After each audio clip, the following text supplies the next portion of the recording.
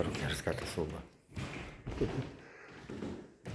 Hej, Mária Presvetá Bojovnica, na pomôžeme Rečice Bojovnice.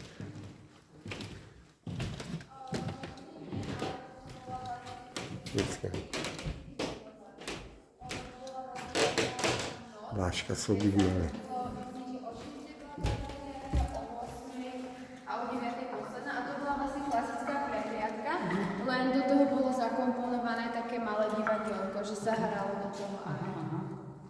Nachádzame sa teda v kaplnke, ktorá je zasvetená na nebovzatiu Panny Márie a vlastne táto kaplnka slúžila na osobné modlitby pre cisárskú rodinu. Služobníctvo mali teda v svojich izbách malé oltáriky, pri ktorých sa mohli modliť.